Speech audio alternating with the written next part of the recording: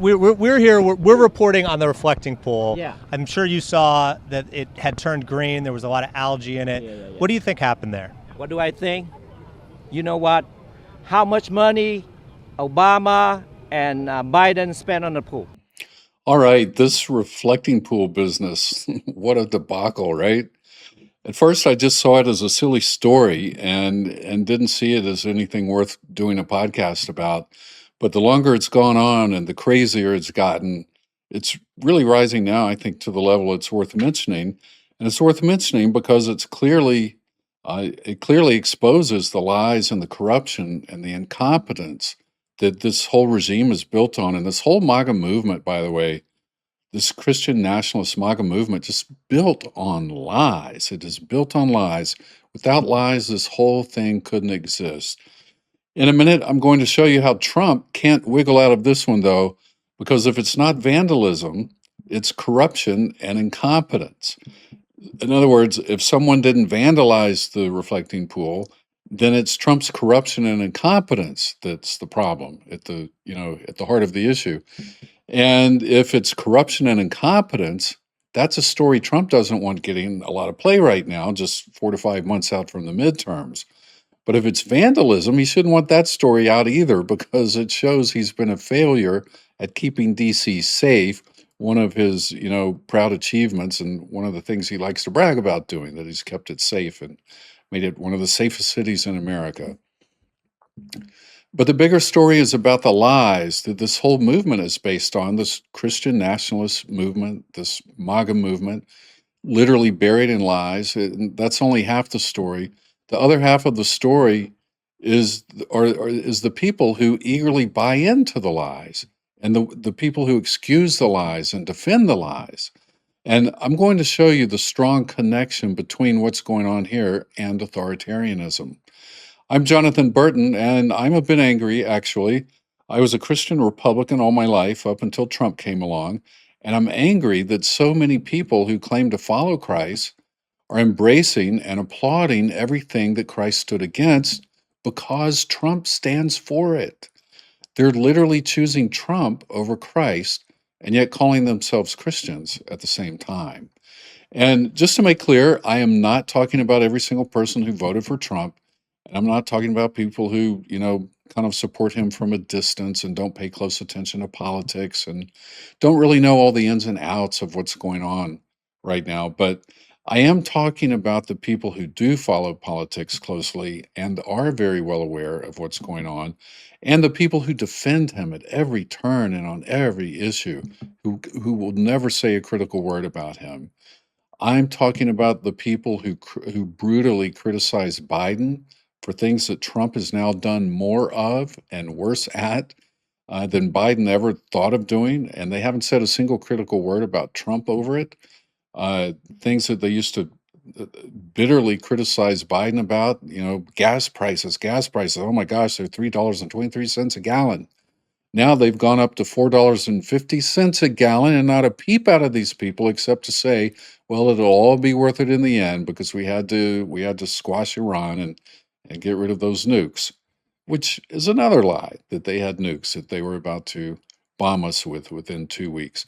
Anyway, all of that speaks to their honesty and their integrity, and that's a problem, and that's something we have to look at and I think speak out about. The truth is, this MAGA movement and this administration are drowning in lies. So I just don't get how so many people who call themselves Christians and do see what's going on can cast all that aside and just say, well, it doesn't matter. I don't get why they embrace it. And I think it's time for Christians to stand up publicly and say, no, this is wrong. And yes, I mean, go get a webcam or just turn your phone camera on, record a video, put it on YouTube. It's all free, won't cost you a dime. But the more of us that are out there, proclaiming this stuff publicly, the better. How can that go wrong? I mean, the way MAGA got to where it is now, to the place of power they have, is because they were just shouting all the time online. And every turn, that's all they talked about for years leading up to, it started with the Tea Party movement. That's like 15, 16 years ago. So that's how long they've been going at it. And they were so, strong online. It was just a tiny minority of Republicans at the time, but they were just vicious online and really, there all the time speaking out. And look, as Christians, we can't be vicious. We can't fight the way they do, but we need to get out and speak out. Okay, that's what I believe. That's why I do this. Why else would I do this? I got no influence on anyone really, except maybe a few hundred people here and there who happen to tune in for more than 6 or 7 minutes. All right. Anyway, but nothing's more hostile to true biblical Christianity than this MAGA Christian nationalist movement. It's a perversion of Christianity by people who are far more interested in gaining worldly power than in following our Lord and Savior, who said, "What good is it if you gain your whole soul, if you gain the whole world, but lose your own soul? What good is it?" Everything that comes out of this administration and this movement is rooted in that, really selling your soul for worldly gain. So look, as a Christian, it's not worth it. And as an American, it's not worth it. An American with integrity, Christian or not, it ain't worth it. It's not worth it. People know that. But just the lies. Look at these lies. The war with Iran. They say it's A-OK because of the lie they were told that Iran was going to nuke us within 2 weeks. That was a lie. But they follow that line. They're like, okay, well, then the war's okay. When Biden was president, they were screaming bloody murder. No more wars, no more foreign wars, and no more Middle Eastern wars. And Trump puts us right in the heart of the Middle East, starts a war of choice, and they're okay with it.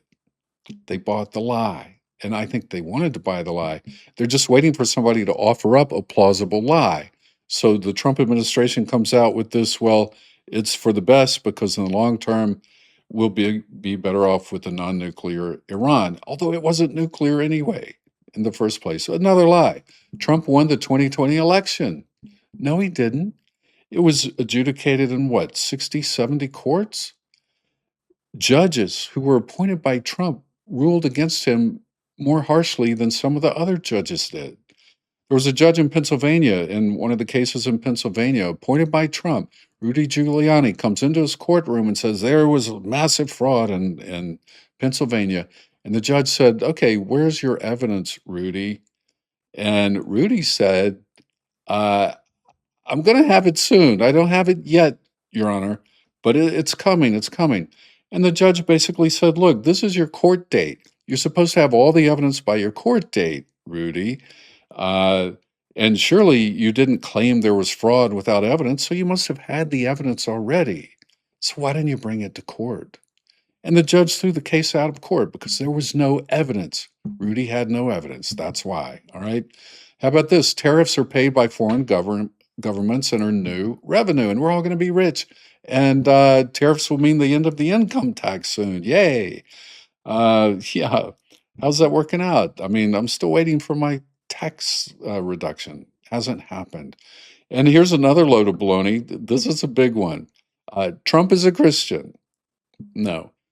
Real Christians don't mock and blaspheme Christ like Trump does. Pretty frequently, actually. But you guys want to believe that lie? You're fooling yourself. Or how about this whopper? This one really gets me. Ukraine started the war with Russia. Remember, the administration was saying that in the first few months. Ukraine started the war, so we need to get them to stop the war. And they started supporting Russia. That's a lie. I think the people in the administration actually believe that one. Or how about this con job? This is a real con job. This one. Here's a lie. Trump doesn't lie. That's a lie. That's a lie. This whole thing is a lie. This whole administration, this whole movement that has come into Washington and into our public life for the last 10 years is built on lies. And here's one. A leftist terrorist destroyed the reflecting pool. The reflecting pool, 2,000 feet long, nearly 7 football fields, and this president expects us to believe some lunatic leftist took a blade and slashed 350 feet of it, more than 3 football fields, with his bare hands, and nobody saw him do it. Nobody saw him do it in one of the most heavily monitored public spaces in the United States, a space that has massive video surveillance that's been in place since 9/11, cameras covering the entire Lincoln Memorial and the reflecting pool from various locations around the mall, and nobody saw anything. Nobody. You know, we have I think 290, 300-foot slit right through it, probably a box cutter or a knife of some kind. Or we had people lifting up the basic, it's not a lot of damage, but we'll probably have to let the water out and refix it. They went in there with a knife. When you have a 350, I think it's 350, not 250, a 350-foot slit from one end to the other, you think that's proof? You think that's proof? Reporters have been down there today looking for that slit that you mentioned, and there's no evidence of it. All you'd have to do is see the Parks Department. They'll show it to you. See the secretary. Asking the president yesterday and today, where's the video evidence? He said, "Oh, ask the Parks Department about it. They'll get it for you." And then they basically don't answer the phone.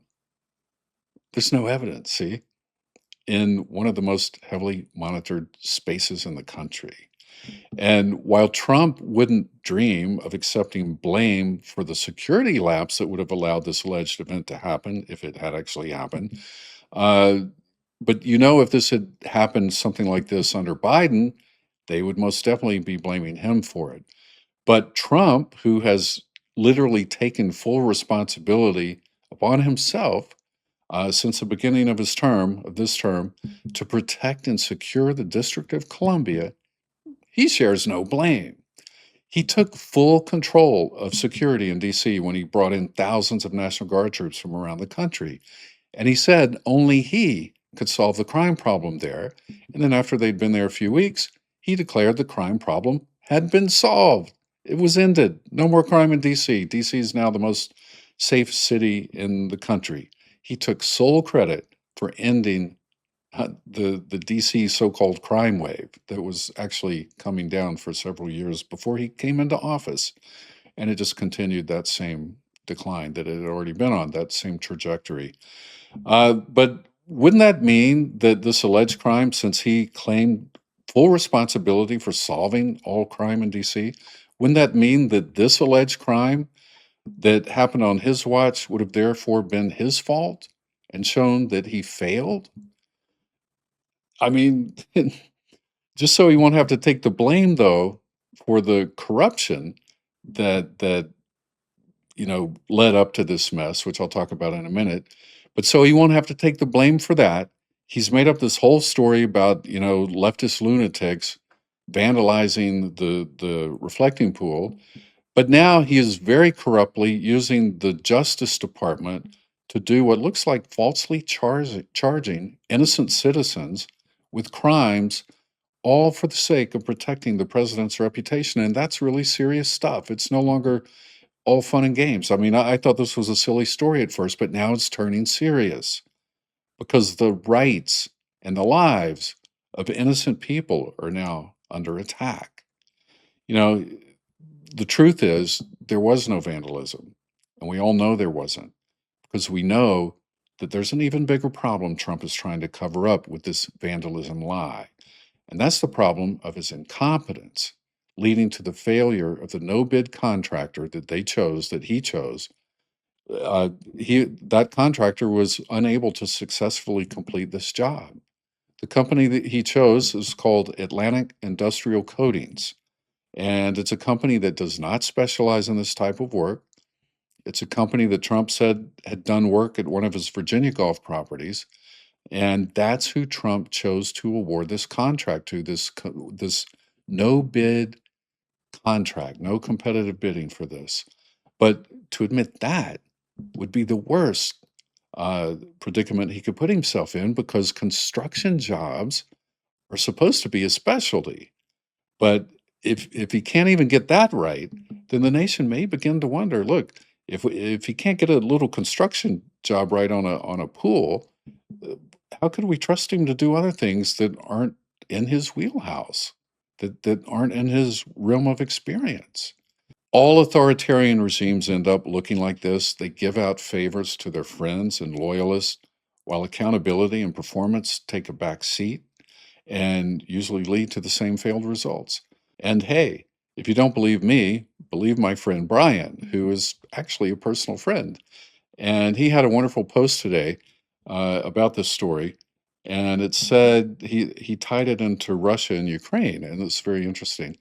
He said when Russia initially invaded Ukraine, it failed in part because its military procurements had been so corrupted that much of the equipment just broke down. Hmm. Reflecting pool, anyone? Putin's friends and supporters were handed contracts while accountability and performance took a back seat to political loyalty, which leads to a predictable and fairly common result under authoritarian regimes: fragility and incompetence masked by a blustery, macho facade. Go, Brian. Way with words, man. In that way, the reflecting pool debacle is a pretty cheap way for Americans to learn the same lesson, but only if we learn it. I think that sums it up really well. That was very well said, Brian. It's time for Christian MAGA to wake up and stop supporting this incompetent and corrupt mess we have in Washington. It's time to take our country back. It's time to take your faith back. Rip it out of the jaws of this corrupt regime. Take your faith back. Ask yourself, if you wanted Trump in office because you believe Democrats were so corrupt and, they were so corrupt and incompetent, then why do you think this is going to end up any better? Because it's not. We're looking at a massive amount of corruption and incompetence all over the place with this administration. All right.